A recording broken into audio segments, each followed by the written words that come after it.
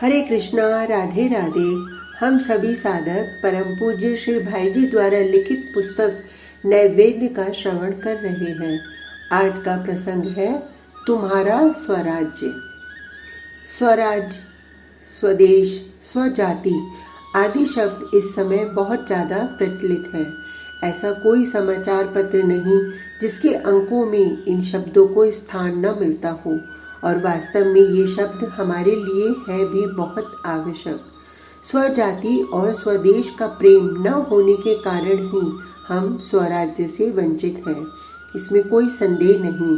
इसलिए प्रत्येक मनुष्य का यह परम कर्तव्य है कि स्वराज्य की प्राप्ति के लिए स्वदेश और स्वजाति की सेवा में तन मन धन सब कुछ अर्पण कर दे, क्योंकि स्वराज्य हमारा अनादि सिद्ध अधिकार है।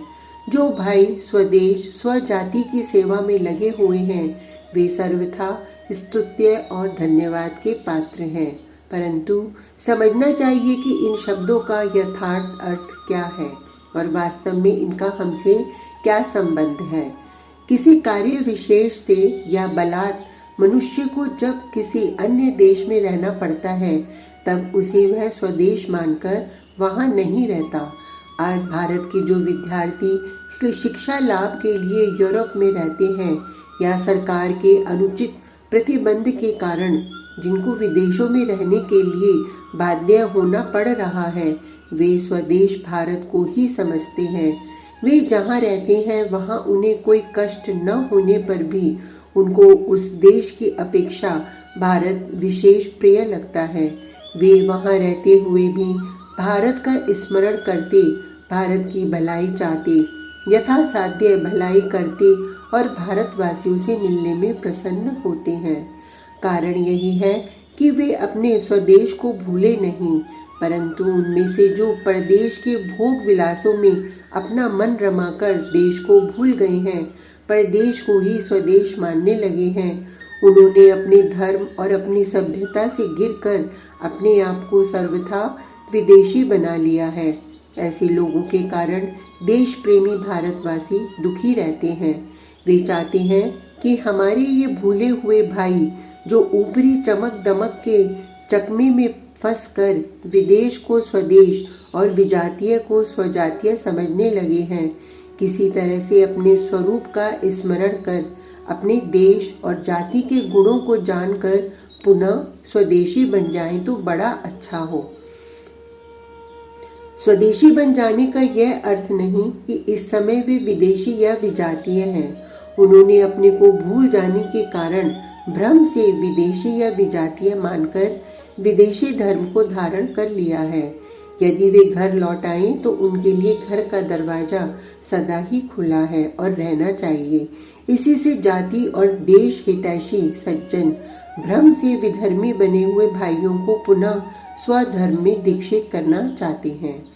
परंतु यदि एक ही देश के रहने वाले दो गांवों के लोग या एक ही गांव में रहने वाले दो मोहल्लों के सजातीय भाई अपने को अलग अलग मान लें, गांव और मोहल्लों के भेद से परस्पर पर भाव कर लें, अपने गांव को या मोहल्ले को ही देश और दूसरे भाइयों के निवास स्थान गांव और मोहल्ले को परदेश मान लें तो बड़ी गड़बड़ी मच जाती है।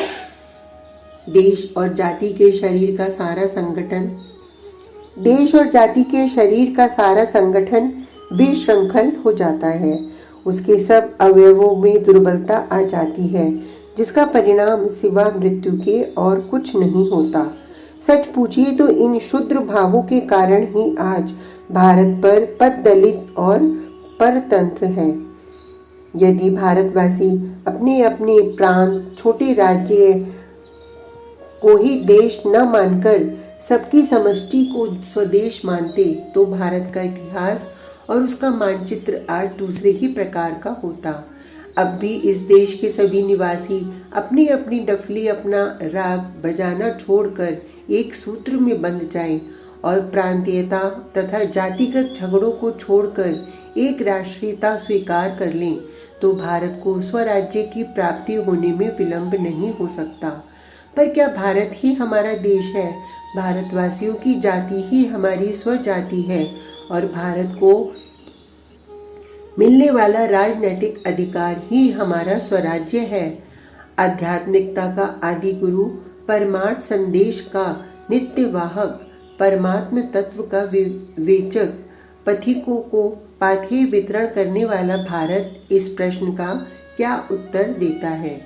इहलौकिक उन्नति को ही जीवन का चरम लक्ष्य मानने वाले स्थूलवाद प्रधान जगत का तो भूमिखंड के किसी एक क्षुद्र खंड को देश मानना, जिस कल्पित जाति में स्थूल शरीर जन्मा हो उसी में जन्म लेने वालों को स्वजाति बतलाना, अपनी मनमानी करने के अधिकार को ही स्वराज्य मानना संभव है। परंतु भारतवासी अखिल ब्रह्मांड को ब्रह्म के एक अंश में स्थित और ब्रह्मांड में ब्रह्म को नित्य स्थित या चराचर ब्रह्मांड को ब्रह्म का ही विवर्त मानने वाले भारतवासी यदि अपने असली ब्रह्म स्वरूप को भूलकर माया कल्पित आपात रमणीय स्थल विशेष को अपने असली ब्रह्म स्वरूप को भूलकर उसको ही अपना स्वदेश मान ले, तो क्या यह ब्रह्म की राष्ट्रीयता का विघातक नहीं है? माया से बने हुए जगत को अपना देश मानकर उसी में मोहित रहना क्या विदेश को स्वदेश मान लेना नहीं है? अपनी सच्चिदानंद रूप नित्य अखंड स्वाभाविक सत्ता को भूलकर माइक सत्ता को ही अपनी सत्ता मान लेना विजातीय बन जाना नहीं है? अपने धर्म को छोड़कर जगत के माइक धर्म को अपना धर्म मान लेना क्या विधर्मी बन जाना नहीं है? विचार करो, तुम कौन हो? तुम अमर हो, तुम सुख रूप हो, तुम नित्य हो। तुम्हारी ही सत्ता से जगत का अस्तित्व है, तुम्हारे ही सौंदर्य से जगत सुंदर है। तीनों लोग तुम्हारे ही अंदर तुम्हारी माया से प्रतिभासित हैं। अरे, अपने इस गौरव का स्मरण करो, स्वरूप का अनुसंधान करो, उसे प्राप्त करो, फिर देखोगे जगत भर में तुम ही भरे हो।